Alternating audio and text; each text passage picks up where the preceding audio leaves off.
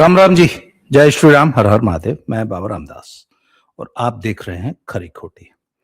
लाल किले की प्राचीर से स्वतंत्रता दिवस में राष्ट्र को उद्बोधन देते हुए मोदी जी ने कबूतरों के बीच में बिल्ली छोड़ दी।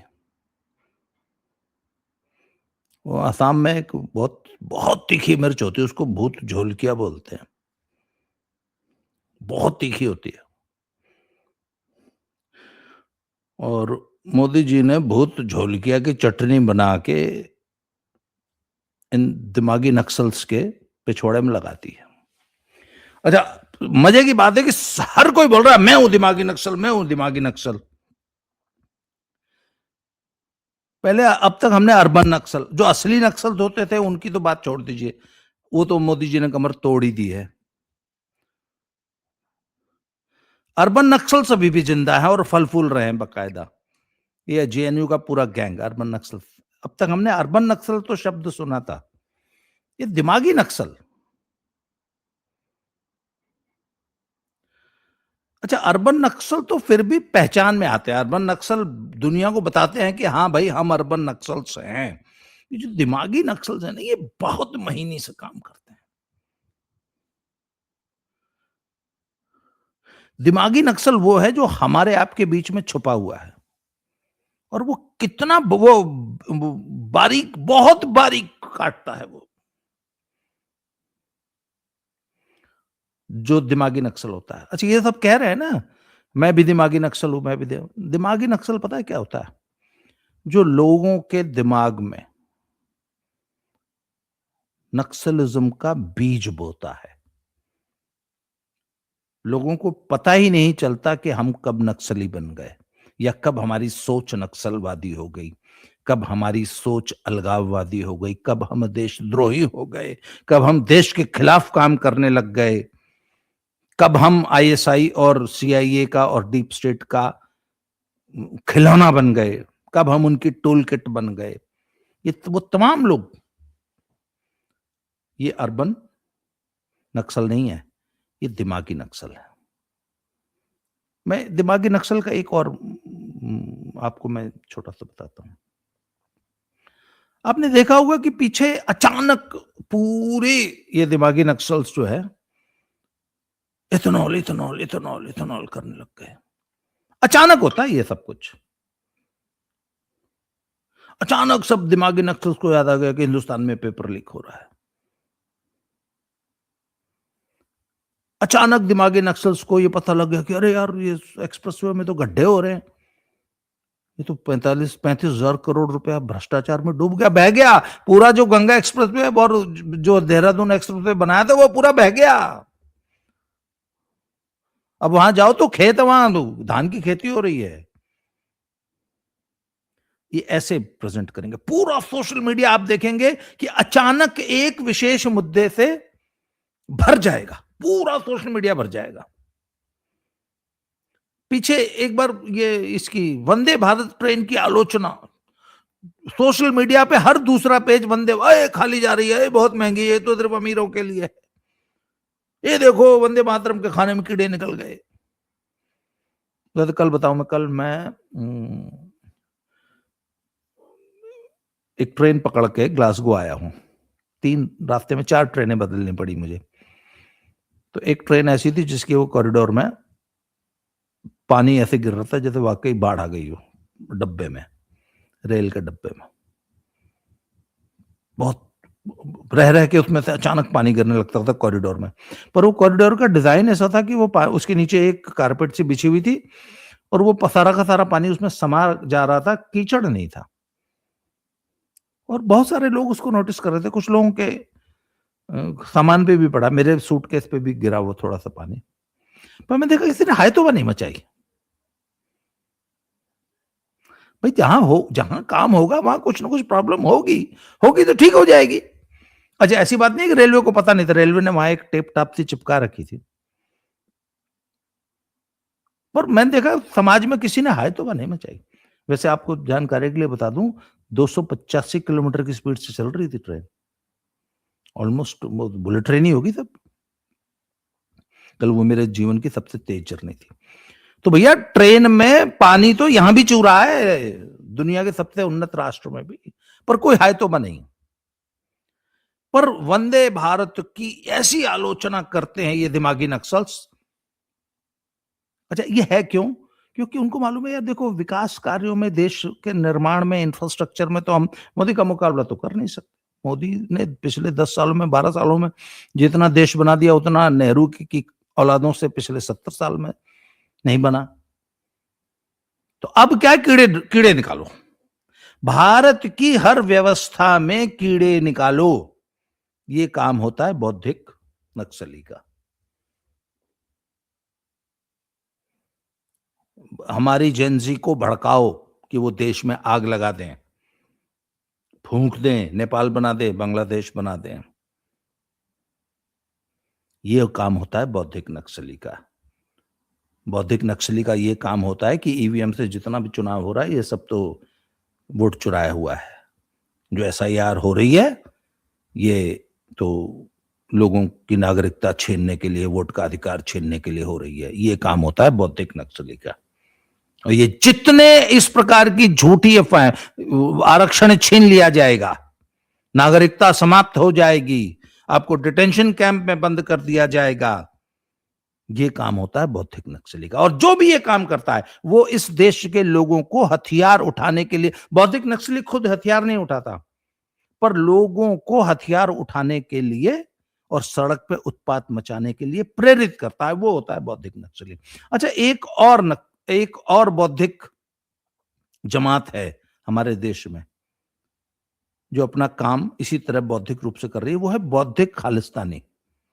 मैं मोदी जी से रिक्वेस्ट करूंगा कि जरा आप बौद्धिक खालिस्तानी, ये जो दिमागी खालिस्तानी है ना, इन पे भी जरा थोड़ा सा, इन पर भी निगाह जरा दौड़ाइए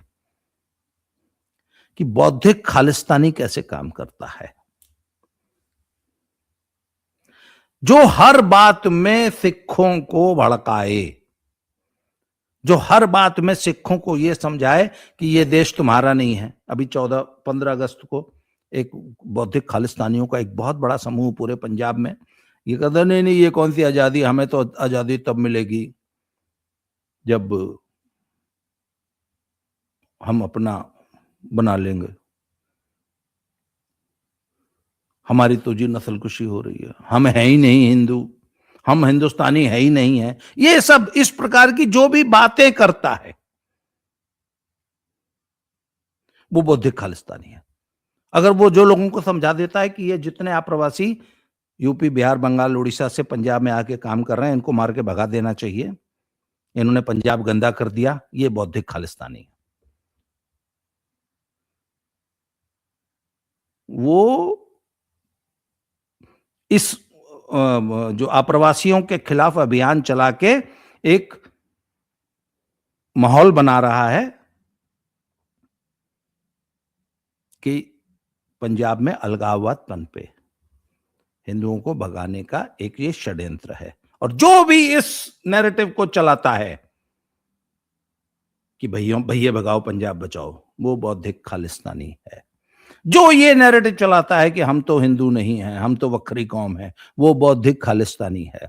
जो ये नैरेटिव चलाता है कि पंजाब के पानी पे सिर्फ पंजाब का हक है, भाखड़ा नंगल के सारे पानी पे सिर्फ हमारा हक है, हम जो राजस्थान को पानी देते हैं उसकी रॉयल्टी लेंगे, वो बौद्धिक खालिस्तानी है।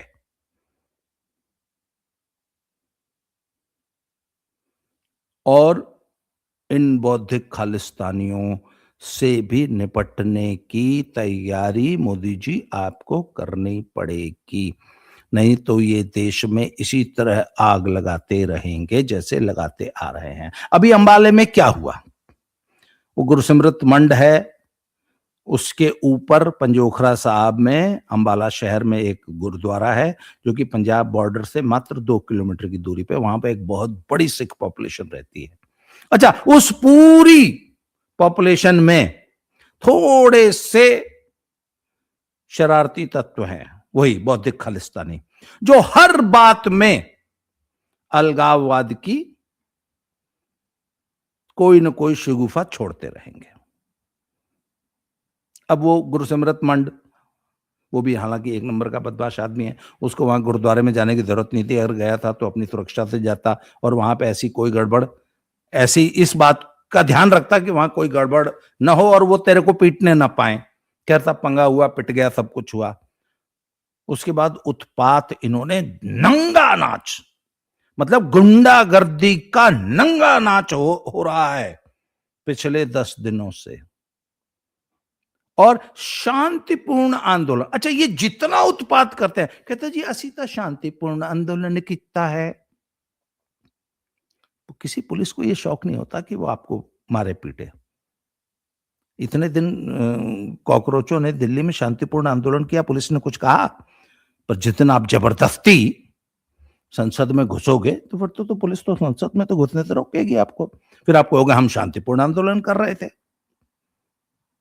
नहीं भैया, आप शांतिपूर्ण आंदोलन नहीं कर रहे थे, आप मां बदमाशी का, सब इससे बड़ी गुंडागर्दी कुछ हो नहीं सकती कि पुलिस के रोकने पे आप बैरिकेड तोड़ के जबरदस्ती संसद में घुसो।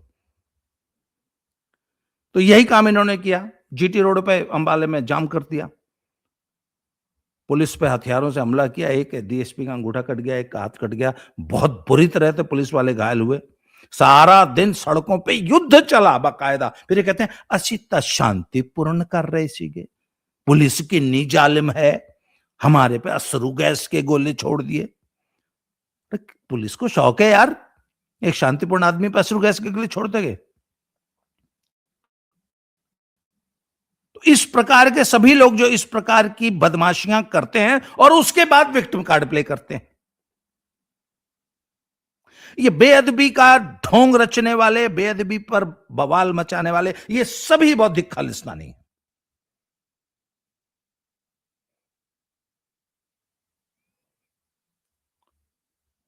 अच्छा एक मिनट, भगवंत मान ने जो बेअदबी की, उससे बड़ी बेअदबी हुई है आज तक? जो आदमी गुरुओं की फोटो पर शराब के छींटे मार रहा है, इससे बड़ी बेअदबी हो सकती है कोई? क्या कर लिया भैया आपने वहां? अच्छा, वहां आपकी गुंडाई क्यों फेल हो गई, उसके ऊपर आपने गुंडाई क्यों नहीं की? एक बेचारा आदमी गुरु वहां गुरुद्वारा साहब में दर्शन करने चला गया, गलती से उसके बैग में बीड़ी का बंडल था या तमाकू था, उसको आप उस गरीब औरत को थप्पड़ मार रहे हैं, ये बड़े बड़े मोटे मोटे कड़े पहन के। वाह, कितने बड़े शेर हैं आप, उसकी वीडियो बना रहे हैं। एक छोटे से ठेला लगाने वाले की आप ठेला पलट दे रहे हैं क्योंकि वो सिगरेट बेच रहा है या तम्बाकू बेच रहा है, और आपका पूरा का पूरा पंजाब नशे की दलदल में फंसा हुआ है।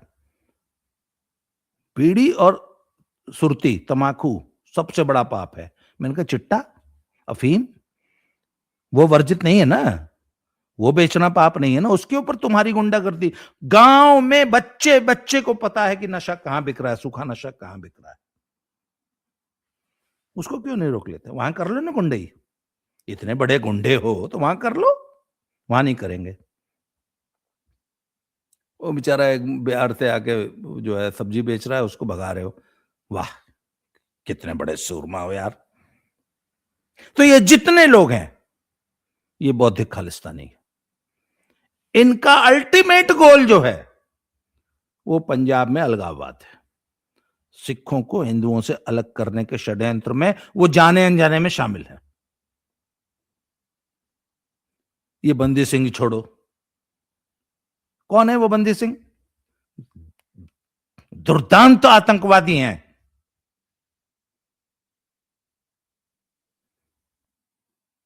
ये सब बौद्धिक खालिस्तानी, बौद्धिक आतंकवादी, जो उन आतंकवादियों के लिए पता नहीं कब से धरने लगा के बैठे हैं। मोदी जी, इनको टैकल करने की जरूरत है।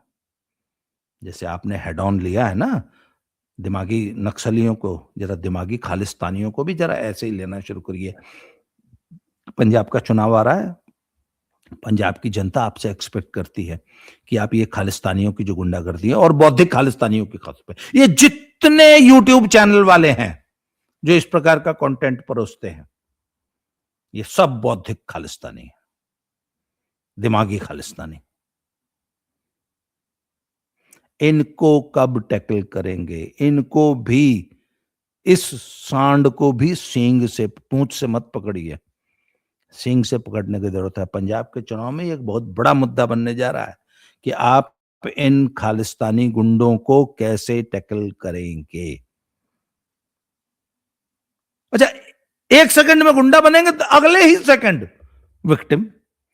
साडी नस्ल कुशी हो रही है, सानू बहुत कुट्टिया। वो अश्रु गैस, अभी अंबाले वाले में अश्रु गैस के गोले छोड़े थे तो आंसू बह रहे थे, रो रो के दिखा रहे थे आंसू। हाय सानू बहुत कुट्टिया, असी तो शांति प्रिय हैगे आ, सानू बहुत कुट्टिया अंबाले दे विच। 25 तारीख को फिर गुंडागर्दी का इन्होंने एक नया भूमिका बना ली है।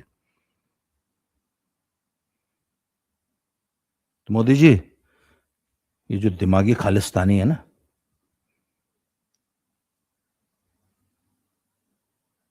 इनको भी एड्रेस करना शुरू कीजिए। पंजाब के चुनाव में आपकी यही परीक्षा होगी। पंजाब में अगर आपको हिंदुओं का वोट लेना है, पंजाब में अगर आपको राष्ट्रवादी तत्वों का वोट लेना है, पंजाब में अगर आपको राष्ट्रवादी सिखों का वोट लेना है, तो सबसे पहले आपको खालिस्तानियों को एड्रेस करना पड़ेगा। आज के लिए इस वीडियो में इतना ही। अगले वीडियो में फिर से मिलते हैं। Thank you very much. जय श्री राम। हर हर